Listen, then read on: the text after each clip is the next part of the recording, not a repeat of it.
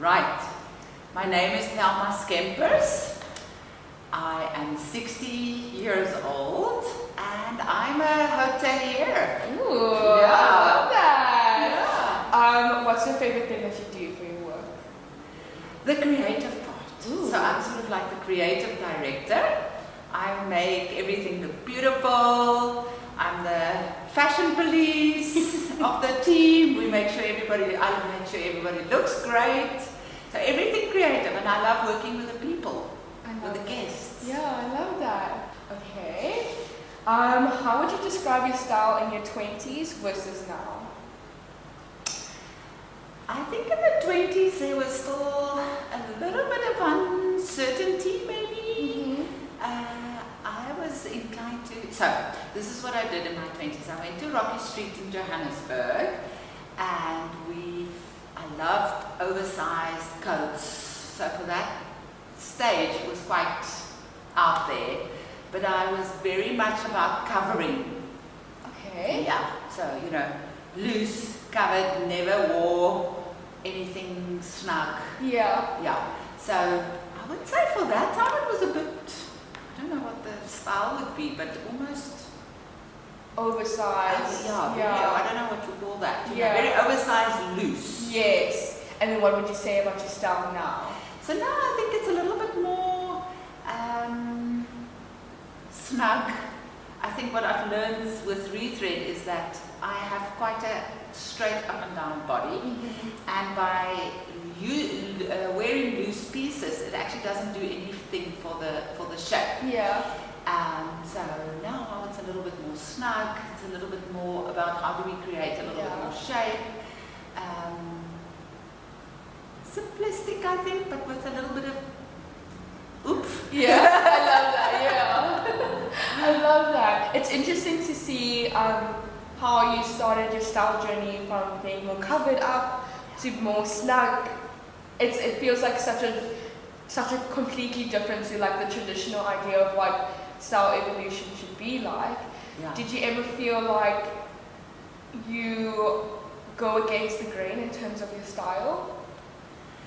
I think what I did is I keep on challenging myself to not get stuck.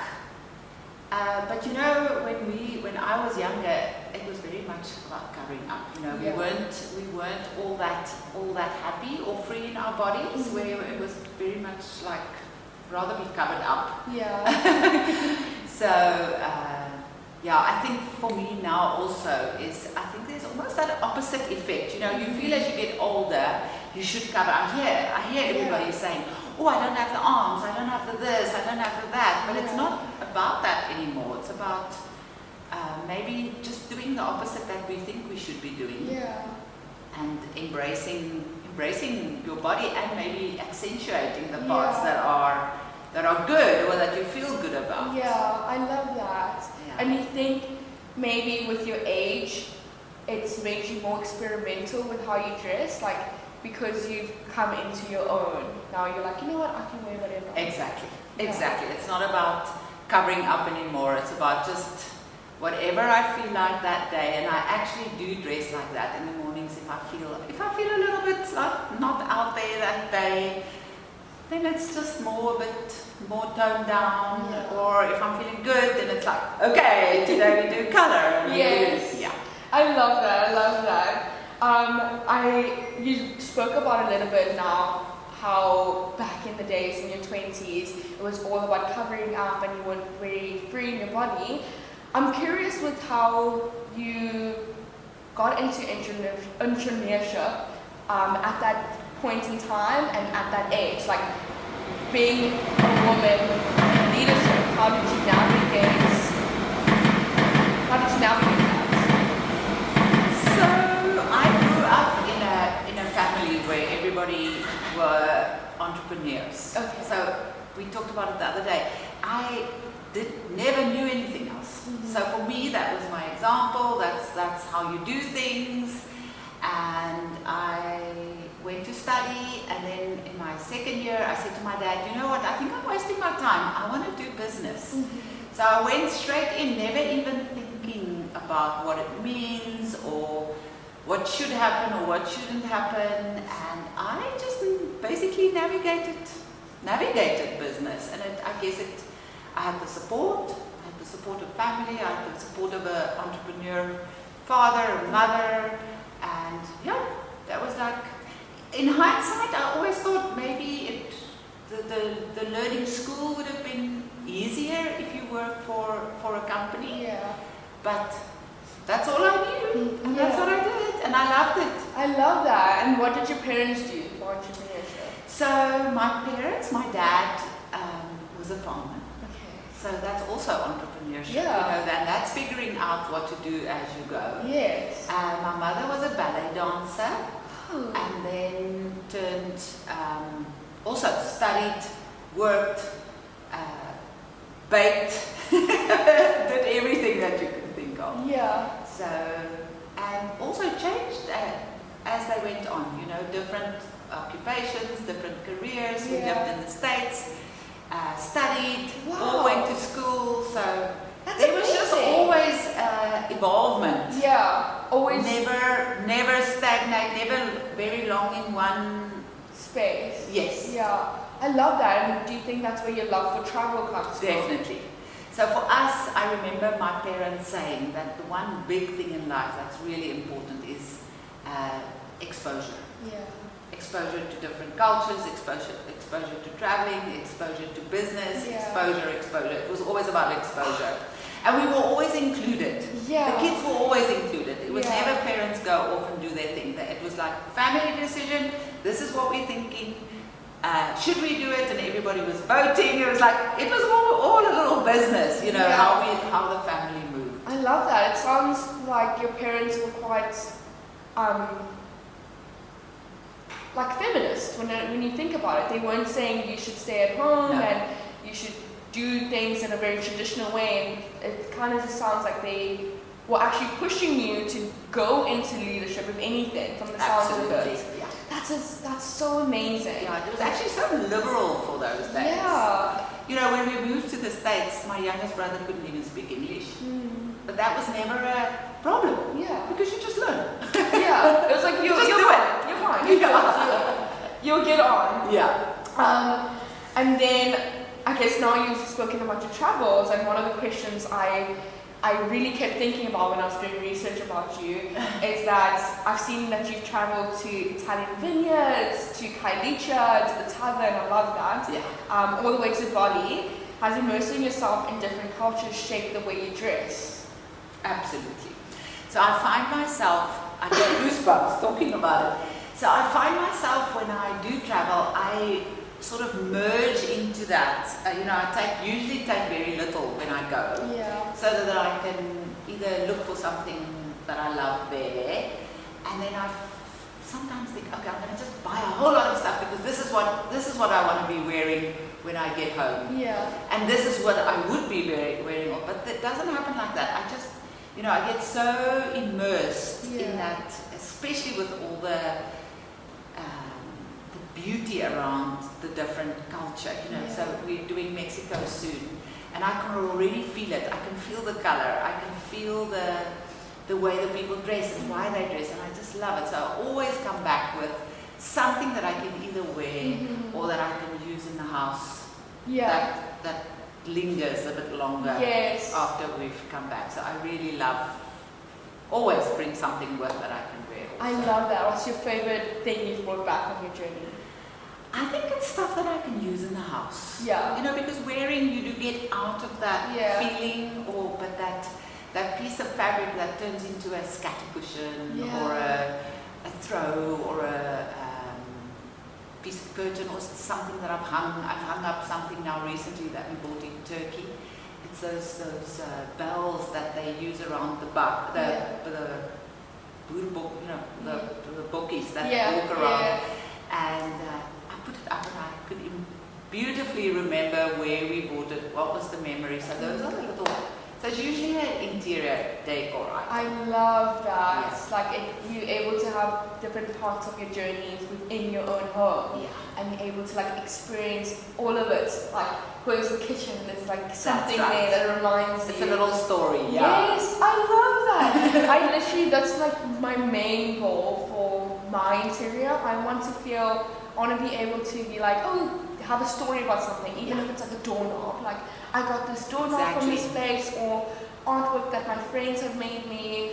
I think that makes the space really warm. Well, and it tells you, I think it tells the story about your personality. Yeah. So, I've got 2 beautiful Turkish caps also that's waiting for their space that hasn't found its space yet. Was there a moment in time where you felt like, you know what, I don't need to shrink myself to fit into traditional expectations?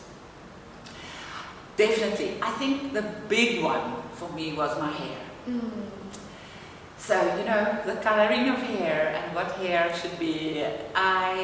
If I go through my albums, my hair looks different in each and every photograph. So that was always a thing for me.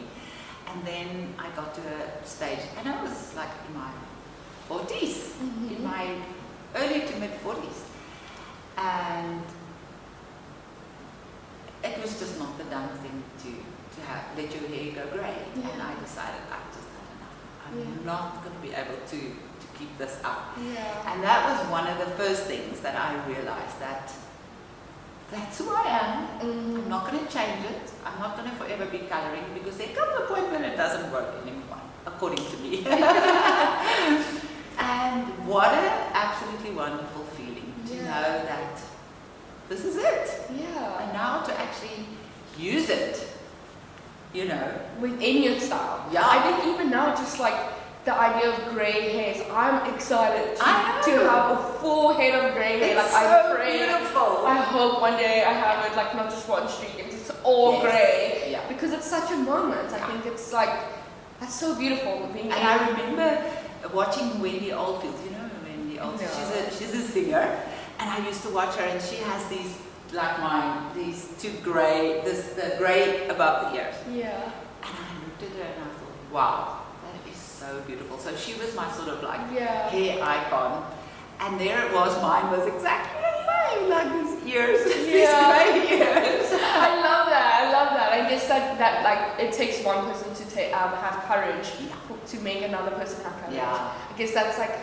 what Lex was speaking about in terms of business. She's like, this is what my mom did, and that's what I wanted to do. You know? And when I think about it from my case, I think even working in fashion, a completely different experience. Like, working in fashion my family wasn't very keen on me on doing it, and you have to go through traditional means. Schooling. And even me studying anthropology was like, what are you going to do with that? You need to be doing economics and all of this.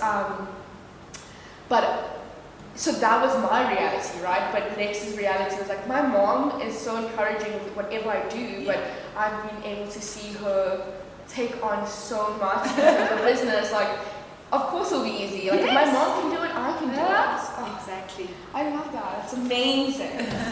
So, I went through your Instagram and I saw that you said that you're Alexa's biggest fan. Absolutely. Absolutely. When did you first see that she wasn't just stylish, but she's a visionary? Very early.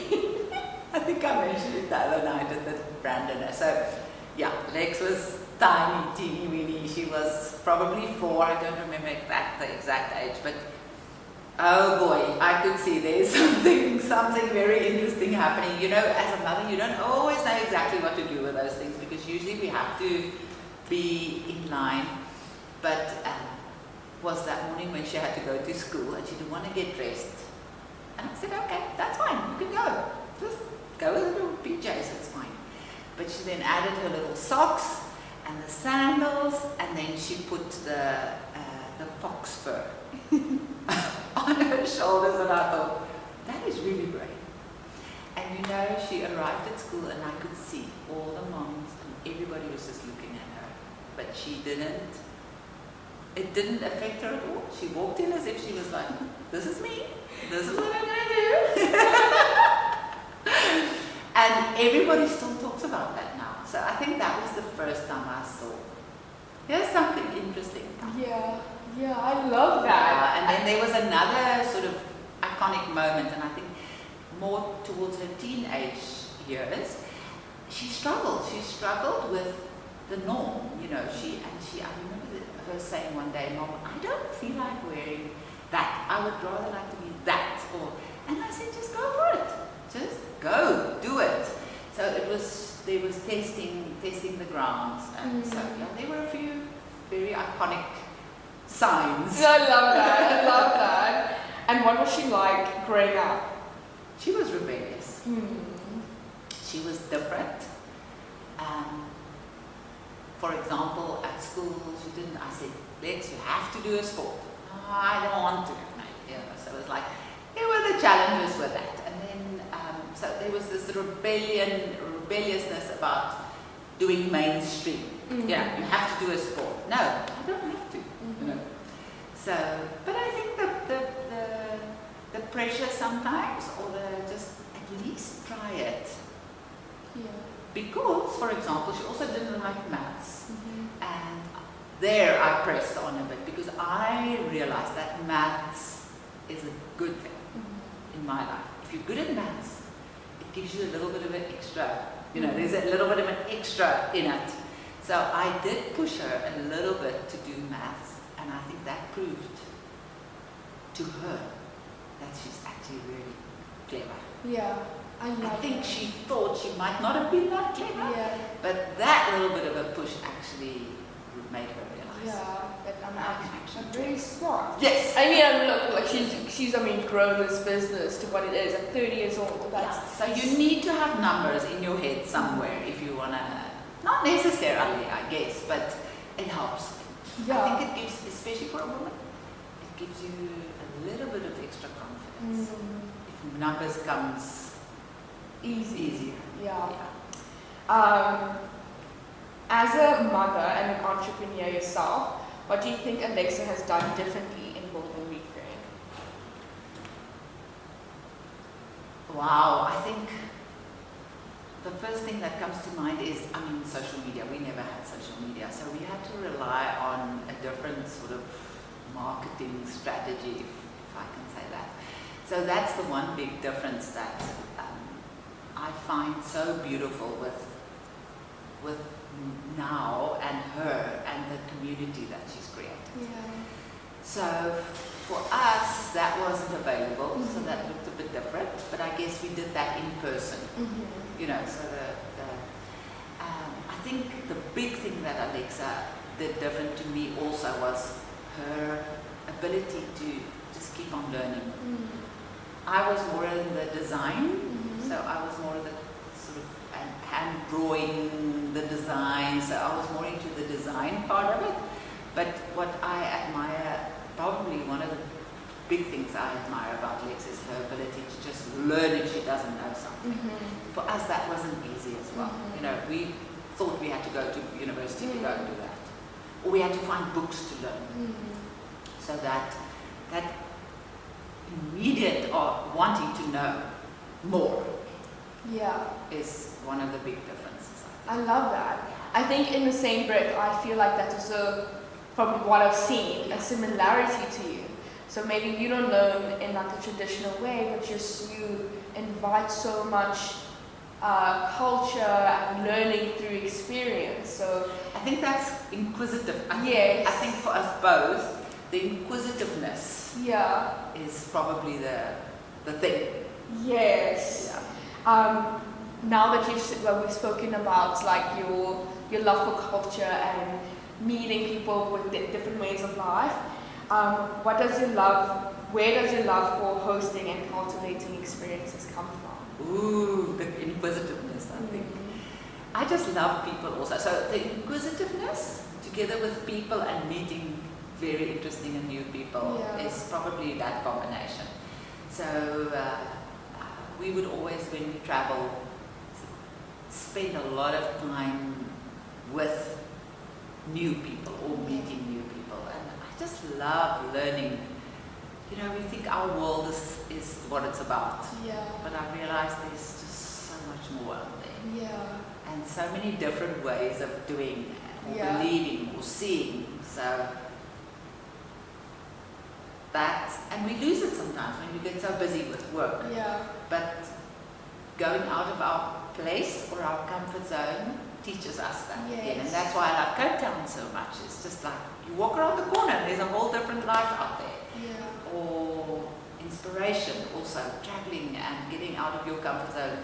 The inspiration that I get is, I don't know, it's just so easy to find inspiration and then implement it Yeah. into daily life or design. Yeah, I love that, and I guess you try to bring that experience to other people, because I saw that. Yes, I love sharing it with other people. So that's where the experience part comes in to show, Yeah. or to at least have people just experience a little bit of what I've experienced. Yeah. And that's where the Italy tours and stuff come Yes, from. I love that. Yeah. Even with the hotel, Yeah. I literally was deep diving. I think I just love the idea of how you guys kept the history of the place in terms of it being a social hub, a convivial space where different people from different parts of life meet. And you can see it so much now, and that's still continued in the way you guys cultivate experience for the people who stay there. I mean, down to the food. I also saw that you guys do like mini festivals. Yes, absolutely. We love that. I love that. That's stunning, and it's made me curious, or it's fascinating to see how that's a big part of what Alexa wants to do at Rethread. Yeah. So she wants Rethread to be more than just clothing, and this experiential element to it, like as a space for people to come and be convivial and meet each other. I think it's so beautiful, and you can tell so much. She gets so much inspiration from you, and I I guess think, yeah. and then vice versa, Yes. and you get so much inspiration from everyone around you, and I think that's absolutely stunning. What has Alexa taught you about fashion? Ooh, a lot. Yeah. So I think